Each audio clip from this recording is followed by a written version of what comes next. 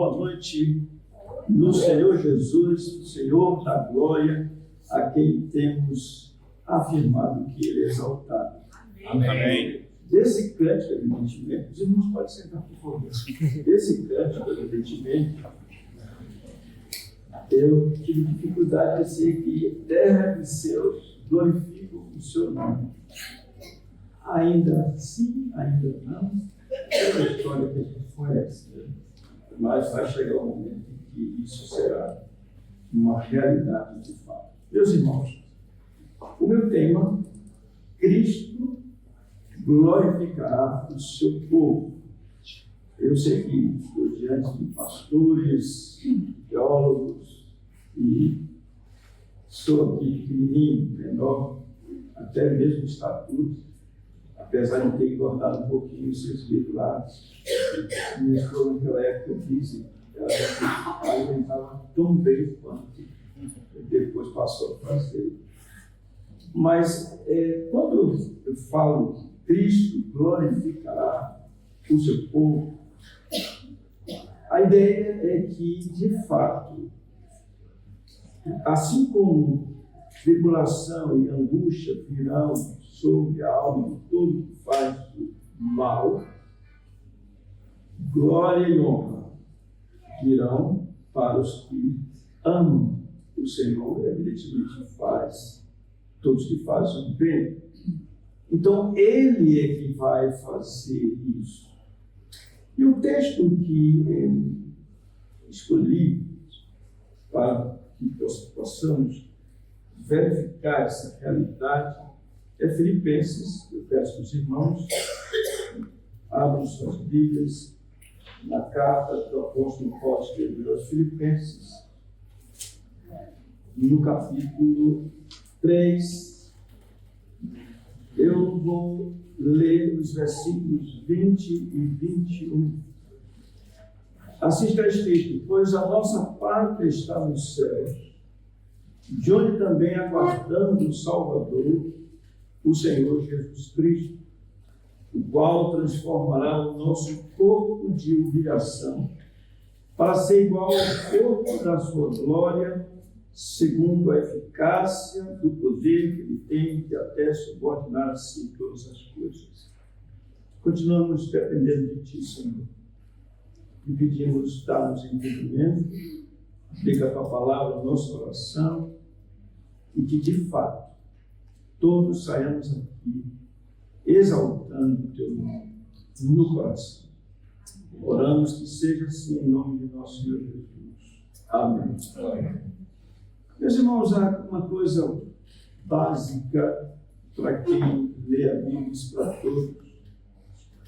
Esses dois versículos, ele tem no seu início uma palavra muito importante. Qual é a palavra? Pois.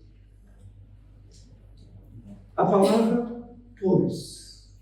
Ela é uma palavra que nos faz retornar, nos faz olhar o contexto antecedente. Evidentemente, o contexto podia ser toda a Bíblia antes disso.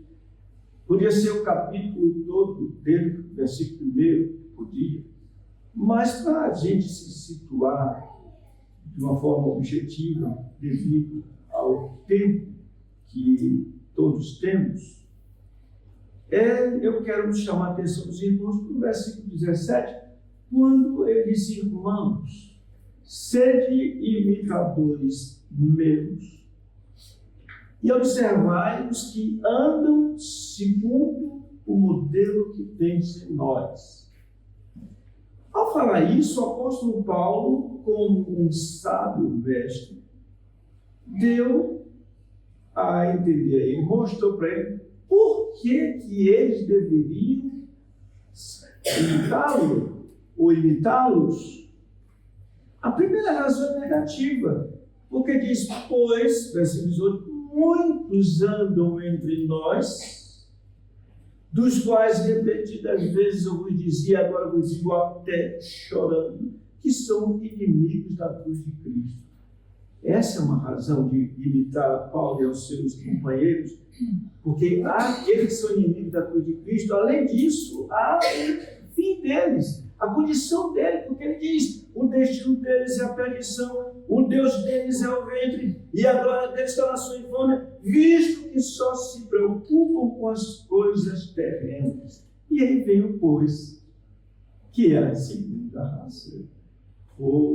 Imitem-nos, pois a nossa pátria está nos céus, de onde também aguardamos o Salvador. Então ele traz essas verdades tão importantes, porque ele é alguém que procurava estimular e encorajar os irmãos a fazer o que nós aqui temos feito.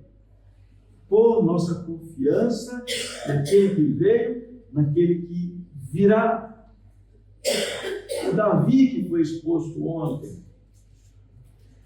Porque esse mesmo Paulo diz que nós estamos graciosamente aguardando a bendita esperança e a manifestação da glória de nosso grande Deus e Salvador, Cristo Jesus. Então, à luz desse subtexto, Cristo glorificará o seu povo. Nós vamos considerar esses dois versículos em duas partes, com a graça do Senhor. Na primeira parte, irmãos, nós vamos ver, na verdade, parece que não tem nenhuma ligação com o que é o nosso tema, Cristo glorificará o seu povo, mas tem. A primeira parte é a excelente razão para a boa imitação dos crentes. Esse versículo 20 deixa isso bem claro. E para tanto, aqui aprendendo com o mestre, eu vou discorrer em três aspectos, três proposições, esse versículo 20. O que nós vamos ver? Eu vou falando e depois eu vou expor aqui, depois a gente vê qual vai. Primeiro vamos ver a primeira razão. Por quê? A santa cidadania dos crentes. A segunda, a santíssima pessoa ambicionada pelos crentes. E a terceira, a gloriosa transformação futura dos crentes ou dos amantes do Senhor. Então, para não dizer que eu não falei a segunda parte, eu disse: quem mandou você descer aqui? Esse aqui é da casa, ele se está acostumado, a área dele é outra, mas ele já perdeu o piquezinho da casa. Esse tem razão. Não ligue para isso não, a gente velha assim mesmo. A segunda parte vai ser as 4 deduções acerca do glorioso Salvador. Tudo bem, vamos ficar aqui, então vamos para a primeira parte. Qual é essa boa imitação? Por que essa boa imitação? Primeiro, já daí, a santa cidadania dos crentes. Pois a nossa pátria está no céu. Permite me pedir esse Muito obrigado. Vejam, meus irmãos, como essa expressão usada pelo apóstolo Paulo, ela é inclusivista.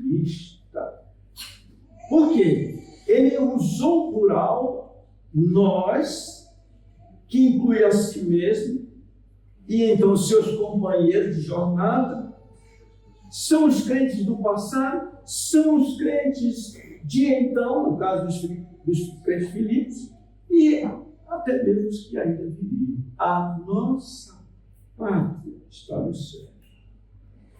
Essa expressão é dita no sentido de que os crentes possuem uma pátria celeste. Aí vocês vejam, eu quero dizer, eu vou contar um segredo para vocês, o segredo é simples. Tudo que vocês ouvem nesses 25 anos de toda a fé reformada tem um laboratório, chama-se Igreja Presbiteriana Cidade Nova. Eu estou saindo aqui, mas não se preocupe. E tem uma coisa muito interessante com relação a isso. Eu já preguei em vários lugares, mas eu não lembro de ter pregado em algum lugar que não tinha pregado antes na igreja da cidade. Pregar entre grandes.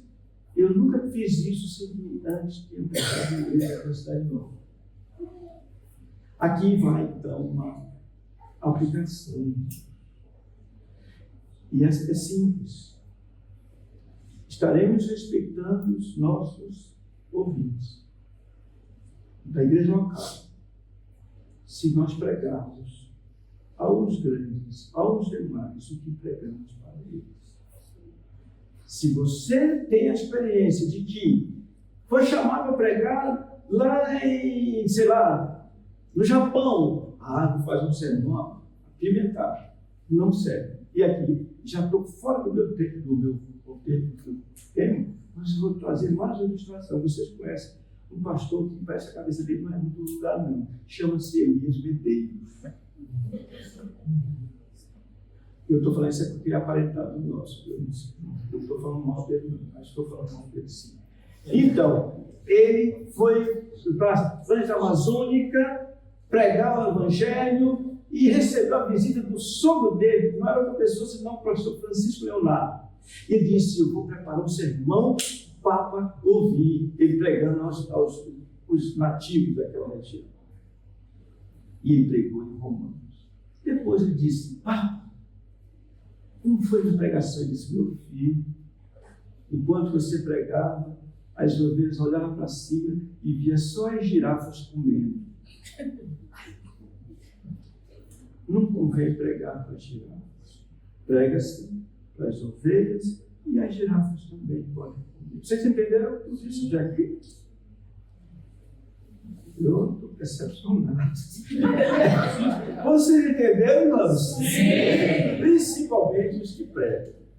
Pois bem, a nossa pátria é celestial. Logo, o que alimenta, dirige a nossa pátria é exatamente a palavra do Senhor. Porque é a cidade que tem fundamento. A palavra do Senhor, portanto, ela necessita ser pregada para que nós nos lembremos de que temos o maior de todos os tesouros. Tesouros do céu, onde traça nem ferrão de corrói, e onde ladrões não escavam nem roubam. Além disso, essa expressão indica que os crentes, enquanto estiverem aqui, a expressão é a nossa pátria celestial, viverão como forasteiros e peregrinos. Nós saímos aqui, eu passei aqui, e escutei isso, mas não vi os outros não. Minha esposa vai dizer: se eu soubesse aqui, eu não falo isso. Aí fomos, camarada, na estradinha estreita, ele ficou irritado comigo, andando devagarzinho, aí ele bateu forte no curso. Eu disse: eu estou com vontade de ir lá atrás dele. Aí disseram assim: não, você não é daqui, não, nós somos daqui, não. Realmente, estrangeiro não queria ver, não. Que bom se nós lembrássemos que somos estrangeiros e peregrinos deste mundo. Nós não estaremos levando em consideração para algumas coisas. Enfim, irmãos, o razoável do apóstolo Paulo deve nos fazer lembrados do que somos, cidadãos de uma santa pátria. Ó Filipenses, sede meus imitadores também daqueles que vocês já sabem que andam como nós. Por isso, porque nós somos cidadãos celestiais. Segundo lugar, temos como razão para isso, por que abraçar a pátria celestial? Por que isso? Que razão é essa outra? A Santíssima Pessoa, tão ambicionada pelos crentes da nossa rede. Diz assim: de onde também aguardamos o Salvador, o Senhor Jesus Cristo. Então nós fazemos aquela pergunta importante, simples: o que é Qual o significado do verbo aguardar? Eu quero mostrar isso em 3 aspectos. Primeiro, trata-se de um aguardar no sentido de esperar com paciência, com perseverança. É um esperar a semelhança do que o apóstolo Tiago disse, falando no sentido de olhar para frente com paciência.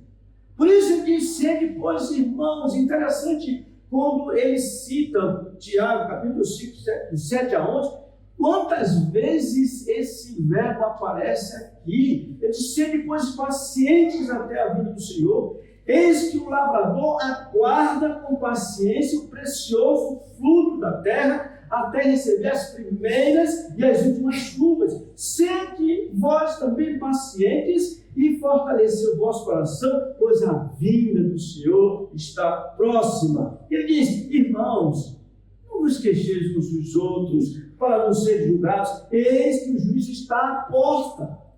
Irmãos, tomai como modelo no sofrimento e na paciência os profetas, os quais falaram em nome do Senhor. Eis que temos por felizes os que perseveraram firmes.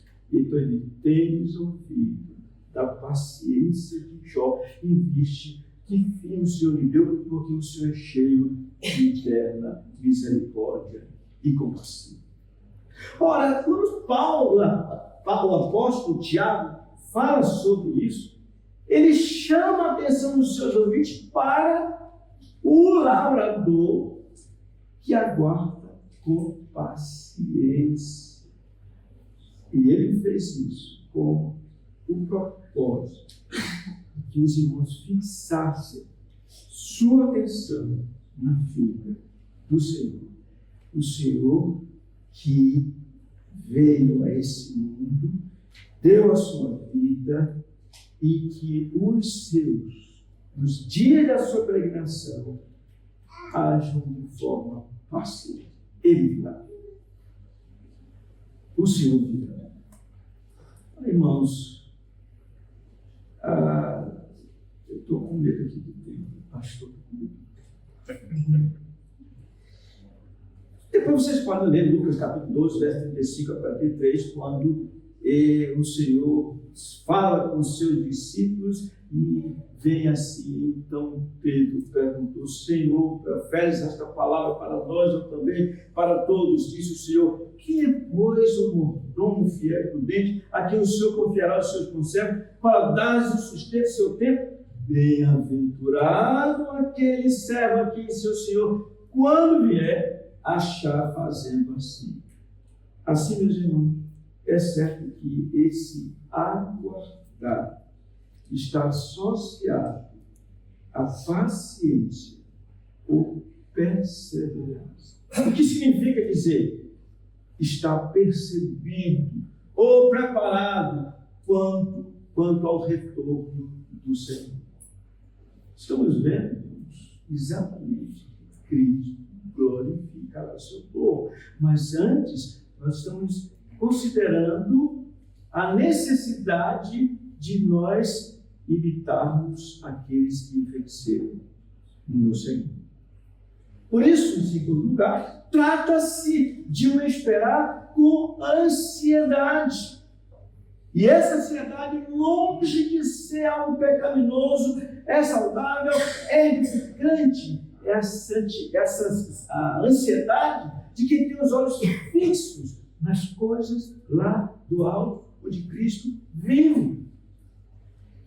Desse modo, quando o apóstolo diz, de onde também aguardamos ou esperamos ansiosamente, a expressão, o significado é esse, o Salvador, ele está no sentido mostrando uma característica dos autênticos cristãos, os quais devem ser imitados. O seu modo de viver é algo certamente que agrada a Deus. Em outras palavras, esses cristãos imitáveis devem ser algo da nossa apreciação, porque vivem com ansiedade pela pátria celestial. Irmãos, eu vou falar por mim, mas nós somos hoje uma geração que pouco se preocupa com a vida dele. E é fácil de nós sabermos. Porque os inimigos da cruz de Cristo, sintetizando como eles viviam, diz o apóstolo, o destino deles é a perdição, o Deus deles é o bem, e a glória deles está na sua infâmia. Visto que só se preocupam com as coisas terrenas. Esse secularismo, esse mundanismo, nos incomode, vem sobre nós. E nós até pensamos que a vida de um homem consiste na abundância de bens que ele tem, ou que ele possui. Eu pergunto. Eu vou fechar os olhos para não saber o que vai responder, sabe? Mas eu vou perguntar. Vocês entendem isso e vocês acreditam que somos uma geração anão? Sim. Eu só quero ouvir, não quero ver não. Só quero ouvir.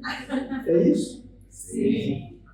Pronto, eu já posso olhar para você que eu falo. Irmãos, sabe quando somos humilhados pela Escritura? Quando olhamos para trás e vemos que pela fé Abraão, quando chamado, obedeceu a Deus para um lugar que ele ia receber por herança. E diz que ele habitou em tendas, ele com os seus filhos e netos, herdeiros com ele da mesma promessa de vida, porque aguardava a cidade que tem fundamentos. E há algo que é dito nesse capítulo de Hebreus, é interessante, porque diz: os que falam desse modo, que são peregrinos estrangeiros, manifestam estar procurando uma pátria. E se na verdade se terminasse daquela de onde saíram, teriam oportunidade de voltar, mas agora aspiram a uma pátria superior, isto é, celestial. E Paulo, ou melhor, o escritor de Deus, mas o que é Paulo? Não sei.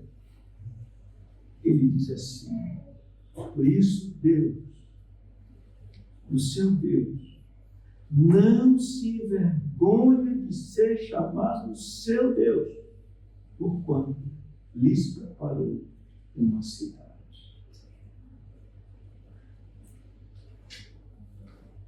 Terceira parte desse primeiro, segundo ponto, sobre a ansiedade. Trata-se de uma ansiedade que não é mundana, mas é a ansiedade pela vinda do Senhor. Tem um cântico que é interessante. Ansioso espero a sua volta. Mas a gente canta isso e depois esquece rapidinho. Aguardamos ou esperamos ansiosamente o Salvador, o Senhor Jesus Cristo. E isso é de grande significado. Afinal, para os crentes, o que faz dos céus o lugar mais desejado, o escolhido, é saber que os céus são a habitação de Deus e que lá está o Salvador. Portanto, trata-se de estar para sempre com o Senhor, o que torna a busca, o que torna a aspiração mais significativa, mais saudável, mais santa, mais sábia e mais consoladora. Meus irmãos, no âmbito natural, os filhos querem tanto ver seus pais chegando em casa. Papai está chegando.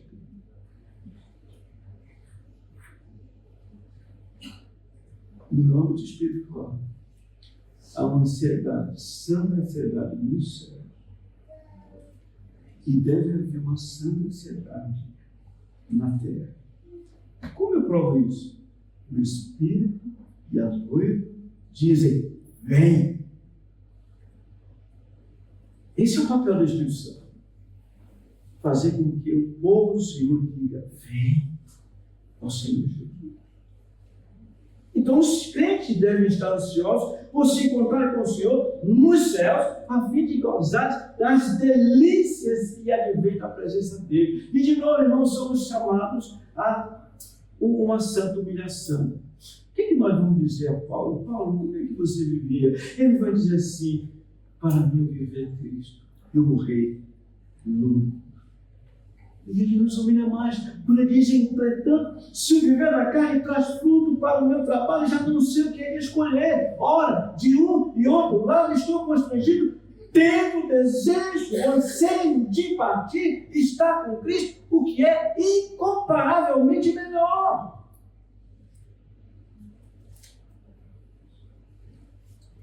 Temos tido a experiência de aguardar conforme temos considerado. Precisamos de uma arrependimento. Porque Paulo está dizendo: imitem-nos. Por essa razão, pois a nossa pátria está nos céus, de onde também aguardamos o sol. Então, à vontade. Ixi, fiquei com medo agora, fiz assim. Se eu baixasse a mão, vocês nem entenderam o que ia acontecer. Moço chato, fica só fazendo aquele gesto. Até eu levantei os dedos assim, me lembrei do miserável. Ainda bem que vocês são daqui, vocês estão livres disso. A não ser que vocês fiquem olhando a vida do brasileiro. E se for olhar a vida do brasileiro, vocês vão pensar em São Paulo, vocês não vão pensar em outra coisa. Ele pegou leve ontem dos brasileiros. Foi falando dos pastores civis.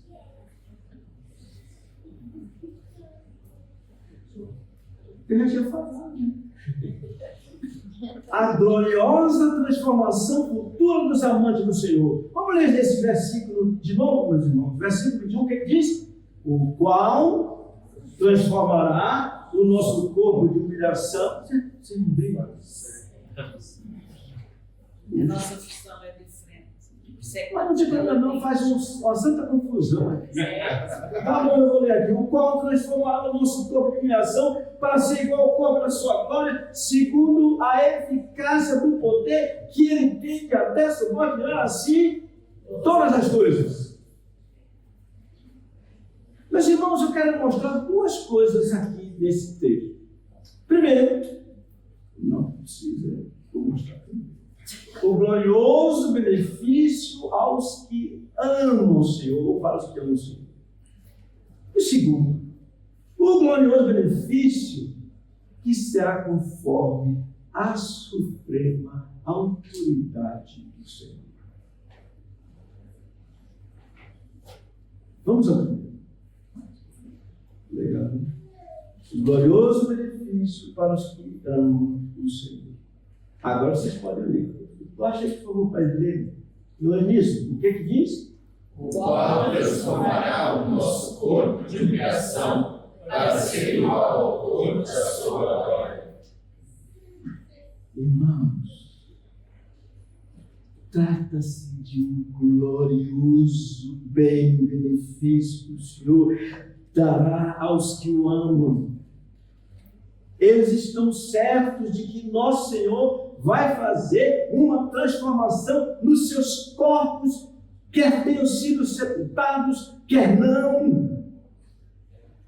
Para eles, quando o Senhor Jesus Cristo vier pela segunda vez, todos os verdadeiros crentes terão seus corpos transformados. Para não deixar dúvida, seja na ressurreição final, seja pelo arrebatamento, eu não vou entrar nisso aqui. Aliás, o Cura Reformado nunca vai falar de escatologia, só escatologia. Ia ser uma confusão. Porque um é isso, é outro. Deixa lá, tem outras coisas. Deixa ele na ignorância que ficou calvínico, como é? Escreveu ou comentou Apocalipse. Aí tem uns assim: eu sou melhor que a vida, eu vou escrever isso. Estou fazendo bem. Bem, qual é o significado disso, irmãos? Dr. Bruce, ele disse que os mortos receberão um corpo espiritual que substituirá o corpo natural que se desintegrou. E a mortalidade dos que ainda estiverem vivos será revestida de imortalidade. É essa transformação que os crentes desejam ardentemente. Então temos aqui nessa santa ansiedade desses homens e mulheres coisas que devem ser consideradas. Por um lado, temos o conhecimento, o reconhecimento de que agora nosso corpo é corpo de humilhação. Irmãos, vamos parar um pouquinho.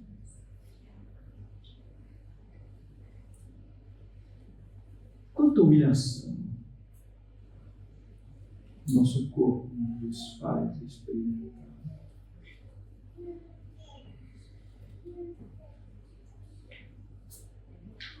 Um corpo frágil, instável e corruptível. É corpo de humilhação. Quem não conhece isso no dia a dia? Todos nós, desde que nascemos, labutamos a maior parte do tempo a fim de mantermos aparentemente saudáveis.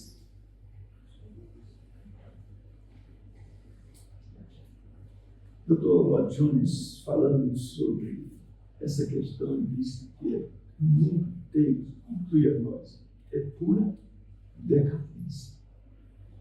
E lá você viu, tem aquele do primeiro preparo que ele fazia. Quando eu fiz 25 anos de casado, o fotógrafo disse assim: o que foi que houve? O senhor é muito feio. Cara de pau.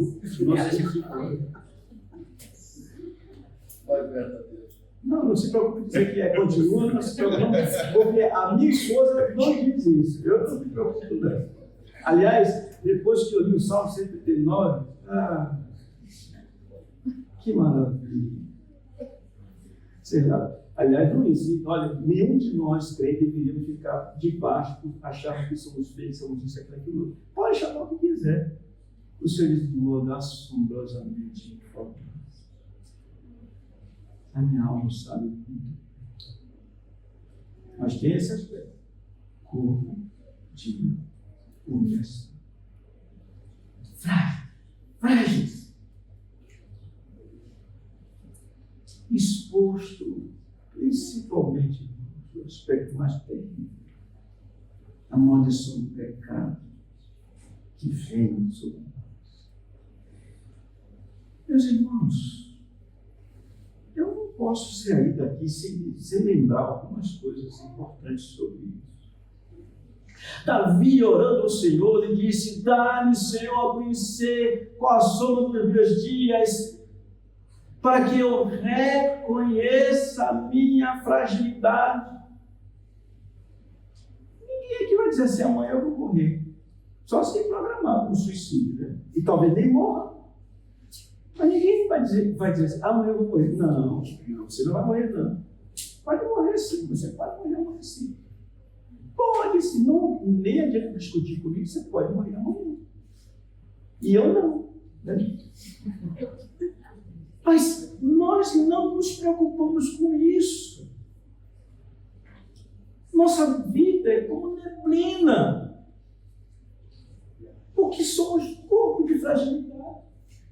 Por isso o apóstolo Paulo diz: sabemos, isso é importante, que se a nossa casa terrestre estabelece, se Deus quiser, temos da parte de Deus um edifício, casa não feitas por mãos, eternas no céu.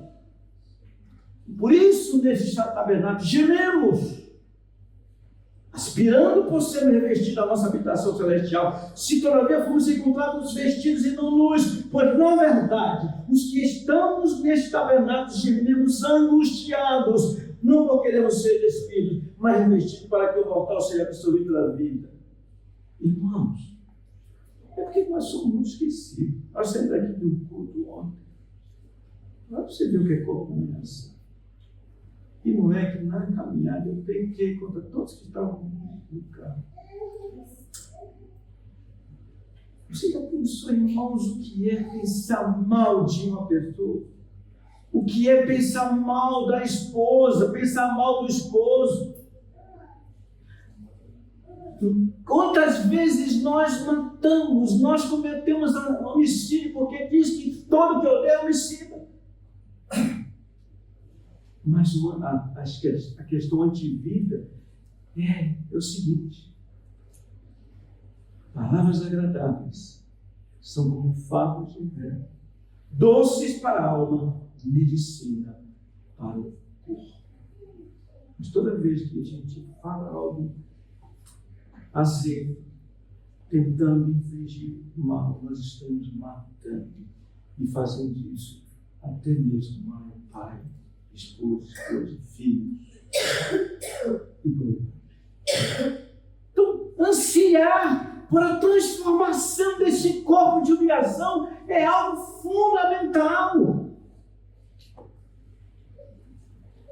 Daí que os crentes confiam que o seu corpo de humilhação dará lugar a um corpo de que será corpo de glória. Porque diz o qual transformará o nosso corpo de humilhação para ser igual ao corpo da sua glória.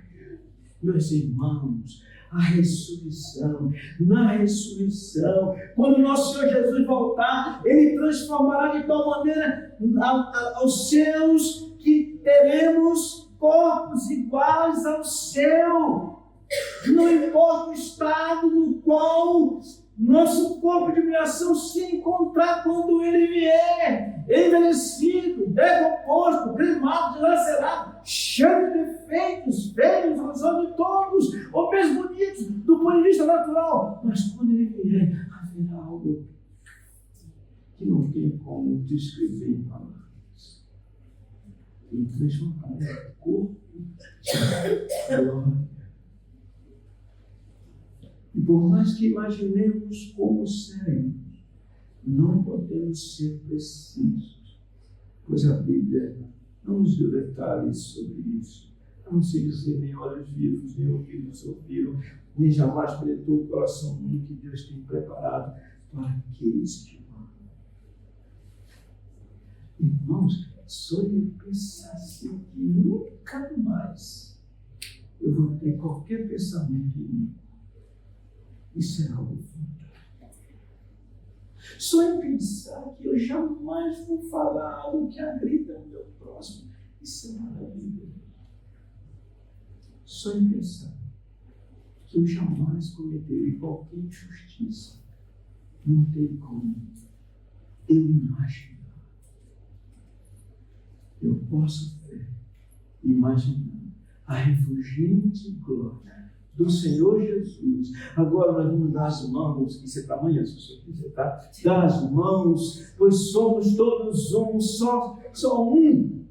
Então vamos dizer, glória ao Senhor. Eu estou aqui puxando, meus irmãos.